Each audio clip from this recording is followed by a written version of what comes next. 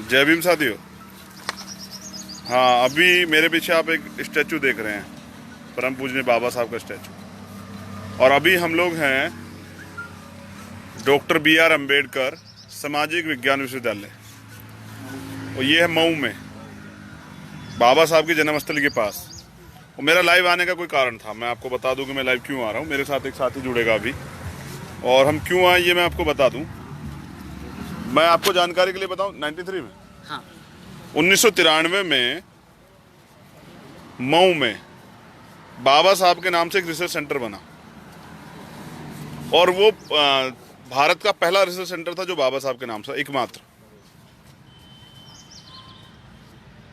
2014 में उसको यूनिवर्सिटी बनाया गया, डॉक्टर B.R. अम्बेडकर सामाजिक विज्ञान विश्वविद्यालय बनाया गया। सामाजिक विज्ञान विश्वविद्यालय तो बनाया गया, लेकिन कुछ चीज़ें उससे में चेंज कर दी गई। उसका एक अपना मैनिफेस्टो था, संविधान था जब ये बनाया गया था। अब उसके साथ छेड़खानी हो रही, बड़े पैमाने पर छात्रों की बड़ी शिकायतें हैं। मेरे साथ एक साथी जुड़ेगा, मैं आपको पहले ये बाबा साहब की स्टैचू दिखा दूं। ये बाबा साहब की स्टैचू, आप उसके नीचे लिखा हुआ भी है बाबा साहब अम्बेडकर राष्ट्रीय सामाजिक संस्थान, भारत रत्न बाबा साहब भीमराव रामजी अम्बेडकर जी प्रतिमा का अनावरण। और इसके पीछे आपको देखने को मिलेगी, जो मैं आपको दिखाने वाला हूँ, डॉक्टर B.R. अम्बेडकर सामाजिक विज्ञान विश्वविद्यालय। वो सामने आपको बोर्ड दिखाई दे रहा होगा। तो मैं चाहता था कि ये मैसेज पूरी दुनिया तक पहुंच जाए, क्योंकि ये पहला रिसर्च सेंटर था। और अब ये जो है ये मेरे सामने है, अब आप पढ़ सकते हैं आराम से। तो अब ये पहली सामाजिक विज्ञान विश्वविद्यालय बन चुका है, लेकिन वास्तविकता क्या है, हकीकत क्या है इसकी, और यहाँ क्या चल रहा है, ये मैं आपको बताने का प्रयास करूँगा। तो चलिए, मेरे साथ हैं, क्या नाम है आपका? मनोज वास्केल, मेरे साथ है Manoj Vaskal, PhD research scholar. ये PhD रिसर्च स्कॉलर हैं। कौन से सब्जेक्ट पे? समाज कार्य विषय। समाज कार्य विषय पे। मैं चाहता हूँ कि आप इनको सुने, और बहुत ज़रूरी है इनको सुनना, क्योंकि जो इन्होंने मुझे बताया मैं चाह रहा था आप लोगों तक पहुँचा दूँ। क्योंकि अगर ये जानकारी आपको नहीं पहुँचेगी तो आपको जानकारी नहीं होगी कि आपके अधिकार लुट रहे हैं, छीन रहे हैं, और लोग उनको बड़ी आसान से छीन पा रहे हैं, क्योंकि आपको समझ ही नहीं आ रहा कि हो क्या रहा है। तो अब जो आगे की घटना आप सुनेंगे वो वास्कल के द्वारा सुनेंगे। वास्कल, बताओ क्या चल रहा है। मेरा नाम मनोज वास्केल है, मैं PhD रिसर्च स्कॉलर हूँ, और पिछले 3 साल से मैं इस विश्वविद्यालय में नियमित शोधार्थी हूँ और RGNF हूँ, और यहाँ मैं PhD कर रहा हूँ। PhD करते करते मुझे 3 साल हो गए हैं, लेकिन आपको जानकर आश्चर्य होगा कि मुझे 3 साल हो गए हैं, आज तक मुझे गाइड नहीं मिला जिसके अंतर्गत मैं PhD कर सकूँ। इस विश्वविद्यालय, जब ये विश्वविद्यालय बना सन 2014 में, पहले ये राष्ट्रीय शोध संस्थान था, अभी ये सामाजिक विज्ञान विश्वविद्यालय है। अभी विश्वविद्यालय बना, विश्वविद्यालय बनने के बाद में यहाँ पर 2014 के बाद में जो है यहाँ के कुलपति चेंज हुए। पहले कुलपति थे डॉक्टर R.S. कुरील, उनको किसी कारणवश हटा दिया। शासन प्रशासन ने उनके ऊपर कई आरोप लगाए और उन्हें हटा दिया गया। इस विश्वविद्यालय का उद्देश्य है समाज के शोषित, पीड़ित, वंचित समाज के छात्र छात्राओं को निःशुल्क और गुणवत्तापूर्ण शिक्षा दिलाना। लेकिन जब ये 2014 में बना, उसके बाद में इस विश्वविद्यालय में ब्राह्मणवाद शासन लागू हो गया, और यहाँ हमें किसी प्रकार की सुविधाएं नहीं दी जा रही। तुम कुछ बता रहे थे वास्कल कि पहले जो इसका संविधान था उसमें ये लिखा हुआ था कि यहाँ जो SC ST OBC के लोग जो कुलपति और अन्य कुल सचिव अन्य इन पदों पर रह सकते हैं। ये क्या है? हाँ, जब ये संस्थान था, शोध संस्थान था, राष्ट्रीय शोध संस्थान था, तब यहाँ पर एक कानून चलता था। अच्छा। वो कानून ये था कि जो SC ST का होगा वही यहाँ पर कुलपति और कुलसचिव बन सकेगा। अच्छा। लेकिन जब विश्वविद्यालय बना तब ऐसा नहीं था। अच्छा। विश्वविद्यालय बनने के साथ ही यहाँ की जो शोध संस्थान की जो सुविधाएं थी वो खत्म हो गई। अच्छा, कैसी सुविधाएं खत्म कर दी गई? जैसे यहाँ कुलपति SC का बन सकता था। अब कौन है? अभी यहाँ आशा शुक्ला मैडम है। अच्छा, शुक्ला। हाँ। अच्छा। यहाँ के कुल सचिव मनोज तिवारी जी हैं अभी यहाँ पर। अच्छा। हाँ, और अभी लेटेस्ट हमारे पास लेटर आया है, मैं लाया नहीं हूँ। उस लेटर में लिखा है कि आपको जो है विश्वविद्यालय छोड़ना पड़ेगा। आपको 3 साल हो गए हैं, आपके लिए गाइड की व्यवस्था हम यहाँ पर नहीं करा सकते। समाजकारी विषय में यहाँ पर आपके पीएचडी गाइड नहीं है, ये गाइड नहीं मिल रहे, इस वजह से आपको रीवा विश्वविद्यालय में ट्रांसफ़र किया जाता है। तो इससे तो बड़ी कठिनाई होने वाली है आपको। बिल्कुल, ऐसे मैं अकेला नहीं हूँ, यहाँ पर करीब 350-400 छात्र हैं। अच्छा। जिनको कहीं रीवा भेजा जा रहा है, कहीं भोपाल बरकतुल्ला विश्वविद्यालय भेजा जा रहा है, कहीं इंदौर देवी अहिल्या विश्वविद्यालय भेजा जा रहा है। अब बताइए, अगर इस विश्वविद्यालय में हम जैसे छात्रों को, गरीब छात्रों को पीएचडी नहीं कराई जाएगी और हमारा 3 साल समय बर्बाद होने के बाद में हमें बोला जाएगा कि आप यहाँ से जा सकते हैं, दूसरे विश्वविद्यालय में आपको ट्रांसफ़र किया गया है, वहाँ अगर हमारे साथ में किसी प्रकार का गलत व्यवहार होता है तो हमें कौन देखने आएगा, कौन सुनने आएगा? अगर वहाँ उन्होंने पीएचडी कराने से मना कर दिया तो मेरा तो भविष्य खराब हो जाएगा ना, 3 साल तो खराब अच्छा, हो गए। मैं तुमसे जानने का प्रयास कर रहा हूँ, तो क्या यहाँ जहाँ आप पढ़ रहे थे तो यहाँ आपको लगता था कि यहाँ इस संस्थान में आपको जो आप रह के पीएचडी कर पाएंगे आराम से, ऐसा उम्मीद थी आपको? आज आपकी उम्मीदें क्या टूट रही है? बिल्कुल, आज मेरी क्या, सारे छात्रों की उम्मीदें टूट रही है आज सब। अच्छा, वजह ये आपके है, पापा क्या करते हैं? मेरे पिताजी जो है कृषि मजदूरी करते हैं साहब। अच्छा, हाँ, कृषि मजदूरी करते हैं मेरे हाँ। पिताजी। वागले जो है, क्या नाम बताया? मनोज वास्केल। मनोज वास्कल जो है, इनके फादर कृषि का काम करते हैं। तो आप समझिए कि हम जो शोषित पीड़ित लोग हैं, हम भी चाहते हैं कि हम लोग पढ़ें, और जो व्यवस्थाएं पढ़ने के लिए हमारे लिए बाबा साहब ने की हैं, तो वो आज उनको ख़त्म किया जा रहा है। जब ऐसे नौजवान नहीं पढ़ पाएंगे तो क्या समाज, कैसे समाज का भला करेंगे, कैसे सिस्टम में आएंगे, कैसे अपने लोगों की आवाज़ उठा पाएंगे? थोड़ा सा सोचना पड़ेगा आपको। मनोज की पीड़ा आप समझ सकते हैं। मनोज के साथ 350 लोग ऐसे हैं, 350 बच्चे ऐसे हैं जो पीएचडी कर रहे हैं, कल देश का भविष्य है।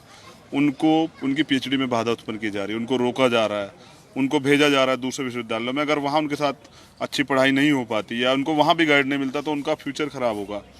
तो ये बड़ी मनोज, तुम कहना कुछ कहना चाह रहे हो? एक संदेश देना चाह रहा हूँ सर आपके माध्यम से। मेरा एक संदेश है तमाम बाबा साहब के नाम से संगठन चलाने वाले साथी, जय भीम बोलने वाले साथी। बाबा साहब के विश्वविद्यालय देश में कई हो सकते हैं, ये मैं मानता हूँ, लेकिन महू में, चूँकि महू में बाबा साहब का जन्म हुआ है, इसलिए महू की जो विश्वविद्यालय है डॉक्टर बाबा साहब अम्बेडकर के नाम से, उस विश्वविद्यालय में अगर किसी भी प्रकार की समस्या आती है तो उस पर गौर करना पूरे देश के अम्बेडकरवादियों को करना चाहिए, और गौर ही नहीं करना चाहिए। जो समस्याएं इस विश्वविद्यालय में है, इस समस्याओं को समाधान के लिए बाकी तमाम संगठन के साथियों को भी सहयोग करना चाहिए। जिस प्रकार आज भीम आर्मी के चीफ हमारी मदद कर रहे हैं, उस प्रकार बाकी संगठन के साथियों को भी हमारी मदद करना चाहिए, और इस विश्वविद्यालय के संविधान को बचाना चाहिए। इस विश्वविद्यालय में पढ़ने वाले छात्रों को भी बचाना पड़ेगा। मनोज, हम 350 छात्र यहाँ से चले जाएंगे, उसके बाद में ये विश्वविद्यालय बंद हो जाएगा। तो क्या आप चाहते हैं कि महू का विश्वविद्यालय, जहाँ बाबा साहब का जन्म हुआ था, वो विश्वविद्यालय बंद हो? जब छात्र ही नहीं रहेंगे तो विश्वविद्यालय तो बंद होगा ना। मनोज का सवाल बड़ा है। मनोज का सवाल ये है कि अगर बच्चे नहीं रहेंगे तो विश्वविद्यालय बंद हो जाएगा, तब हम कहाँ जाएंगे? तब ये यूनिवर्सिटी नहीं रहेगी। सवाल ये है कि बाबा साहब के नाम पर चलने वाली संस्थाएं अगर बंद हो जाएंगी, और वो भी वहाँ जहाँ बाबा साहब पैदा हुए, कैसे चल पाएगा? बड़ा कठिन है। मेरा बस आपसे इतना कहना है, और मैं यहाँ जो लोग इसे सुनेंगे, क्योंकि मेरे बाद इसे पूरे देश के लोग सुनेंगे और साथी से शेयर भी करेंगे, मैं आपको इतना बता दूँ, मनोज अकेला नहीं है। मनोज के साथ 350 ऐसे लोग हैं, साथी हैं, बच्चे हैं जो पीएचडी कर रहे हैं, उनका भविष्य खतरे में, और ये नहीं होने दिया जाएगा किसी भी तरह से। हमारी मांग ये है सर कि हमें यही गाइड उपलब्ध कराएं। इनकी मांग ये है, हमारी मांग यही है कि जो महू का विश्वविद्यालय है वहीं पर हमें गाइड उपलब्ध कराया जाए, और हमारी पीएचडी यहाँ पर 2 साल और बचे हैं, पूरा करवाया जाए। कमज़ोर बच्चों को इधर उधर भेज के उनके करियर को नुकसान पहुँचाने के बजाय अगर आप यहीं पीएचडी के लिए गाइड अवेल करा दें तो उनको मदद हो सकती है। मैं बस इतना कह देना चाहता हूँ, मेरे इस लाइव के बाद कोई ऐसा ना हो कि कोई अहंकारी ब्राह्मणवादी कुल सचिव या कुलपति हमारे छोटे भाई को परेशान करें। ये याद रखिएगा कि भीम आर्मी और सभी सामाजिक संगठन इनके साथ खड़े हुए हैं। इनको परेशान ना किया जाए, इनकी मदद की जाए। अगर ऐसा करने कोई प्रयास करेगा तो याद रखिएगा, हम संविधान को मानते हैं, लेकिन ऐसा ना हो कि मऊ बंद करना पड़े और मध्य प्रदेश बंद करना पड़े। सरकार को सोचना पड़े, हम अपने अधिकारों को छीनने नहीं देंगे। मैं चाहता हूँ इसे आप ज़रूर सुने, इस लाइव के बाद सुने, जो लोग अभी नहीं सुन पा रहे बाद में सुने। बड़ी समस्या है, सब कुछ है। अगर बाबा साहब ना होते तो क्या हम लोग होते? हमारा वजूद बाबा साहब से है। सर एक और चीज़ थी, हाँ, मनोज कुछ अभी- और कहना चाहते अभी मुझे याद आया, हर वर्ष इस विश्वविद्यालय में अंतर्राष्ट्रीय संगोष्ठियाँ आयोजित की जाती थी। इस बार भी अंतर्राष्ट्रीय संगोष्ठी, अंतर्राष्ट्रीय सेमिनार आयोजित किया गया। 3 विदेशी जो है वक्ता यहाँ पर बुलाए गए, लेकिन अकारणवश और तत्काल जो है ये अंतर्राष्ट्रीय संगोष्ठी बंद कर दी गई। किसने बंद की? यहाँ वीसी और रजिस्ट्रार मैडम ने जो है निरस्त कर दिया गया, पोस्टपोन करवा दी। वो नहीं चाहते यहाँ पे जो है बाबा साहब अब के नाम पर बताइए, प्रोग्राम। जहाँ पर पीएचडी कर रहे हैं लड़के लड़कियाँ, वहाँ पर अगर संगोष्ठियाँ नहीं होगी, सभा नहीं होगी, कॉन्फ्रेंस नहीं होगी, तो छात्र अपना सोच कैसे पूरा करेगा? और खासतौर पे बाबा साहब की जयंतियाँ क्यों बंद करवाई जा रही है उसी विश्वविद्यालय में जहाँ पर पढ़ रहे हैं? जहाँ बाबा साहब के नाम से जो रिसर्च सेंटर और विश्वविद्यालय है, वहीं बाबा साहब पे संगोष्ठियाँ नहीं होंगी, वहीं बाबा साहब के विचारों को प्रत्यावेदन नहीं किया जाएगा, वहीं बाबा साहब के विचारों को नहीं फैलाया जाएगा। और 3 बड़ा क्वेश्चन बना है कि 3 बड़े बुद्धिजीवी विदेश से यहाँ आने वाले थे, इस पे चैप्टर देने, इस पे अपनी बात रखने, यहाँ के जो पीएचडी करने वाले बच्चे हैं, छात्र छात्रा हैं, उनको समझाने के लिए, उनको प्रेरणा देने के लिए उनको रोका गया है। जानबूझकर जो यहाँ का प्रोग्राम कैंसिल किया गया। आप मुझे बताएं, कहाँ अगर बाबा साहब की यूनिवर्सिटी में प्रोग्राम नहीं होगा बाबा साहब के जन्मदिन पे, जो हमारी आस्था से जुड़ा हुआ है, कहाँ पर होगा? कांग्रेस दफ्तर में, बीजेपी के दफ्तर में, संघ के कार्यालय में कहाँ होगा? एबीपी के कार्यालय में कहाँ होगा? समझना पड़ेगा कि अगर बाबा साहब के विश्वविद्यालय में बाबा साहब संगोष्ठी नहीं होती तो कहीं और नहीं होगी। बाबा साहब का जय भीम बोलने से ये जो पार्टियावाज बाबा साहब को याद कर रही है, इसलिए कर रही है कि वो उनसे जुड़े वोट बैंक को कब्जाना चाहती है। हमारा उद्देश्य ये है कि पूरे देश में जो चल रहा है वो सब लोग पता जाना चाहिए। ये बड़ा सवाल है, मैं चाहता हूँ उसको, इस पर आप अपनी राय रखें और ये सभी लोगों तक पहुँचाए। पहला सवाल कि यहाँ संविधान में SC/ST OBC के ही कुलपति और कुलसचिव हो सकते हैं, तो उसको बदला गया है। दूसरा, यहाँ के बच्चों को यहाँ से भेजा जा रहा है, यानी कि यूनिवर्सिटी को बंद करने की साजिश हो रही है। और तीसरा, यहाँ बाबा साहब के जन्मदिन पे कल प्रोग्राम था, उसको जानबूझकर कैंसिल किया गया है। अब समझने की बात है एक और चीज़, मैं आप इसमें एक और चीज़ जोड़ देता हूँ। SC/ST आयोग हमारा है, हमारे लिए काम होंगे। चेयरपर्सन वहाँ बैठे हुए हैं ब्राह्मणवादी लोग, वो क्या हमारा भला करेंगे भाई? आपको समझना पड़ेगा, हमारा नाम रह गया है, इसका आनंद दूसरे लोग ले रहे हैं।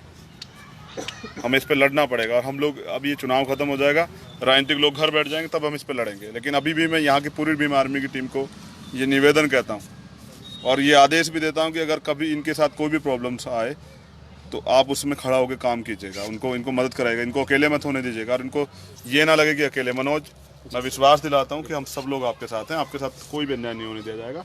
इस मामले पे अगर आंदोलन करना पड़ा, धरना करना पड़ा, जेल जाना पड़ा, कुछ भी करना पड़ा, तो भीम आर्मी की टीम यहाँ मदद करेगी। आप लोग सपोर्ट करेंगे सब लोग? बिल्कुल। भीम आर्मी के साथ मेरे और भी साथी जुड़े हैं, लेकिन मेरे परिवार का हिस्सा है, तो वो भी, उन्होंने भी वादा किया है कि वो भी जो हैं इसमें मदद कराएंगे।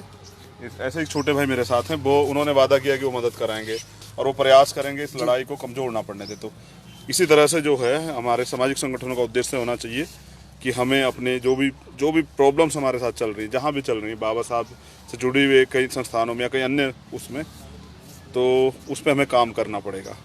जय भीम आर्मी। फिर आपसे मुलाकात होगी। बड़ा अच्छा स्टैचू था, मैं आपको दिखाने का प्रयास कर रहा था।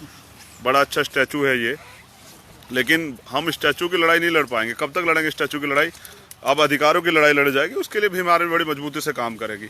और हमारा उद्देश्य है कि बाबा साहब से जितने भी रिलेटेड मामले हैं, हाँ, 2 अप्रैल की ताकत दिखानी पड़ेगी, बिल्कुल दिखानी पड़ेगी। एक्चुअली अगर आप जीना चाहते हैं, साहब का आश्रम ये कहते हैं कि मुर्दा लोग मिशन नहीं चलाते और जिंदा लोग रुकने नहीं देते। अगर आप चाहते हैं कि बाबा साहब का सपना पूरा हो, साहब का आश्रम का सपना पूरा हो, इस स्टैचू, ये जो स्टैचू है जिस महापुरुष का, उनका काम पूरा हो, तो आपको लड़ना पड़ेगा, आपको आना पड़ेगा ज़मीन पे।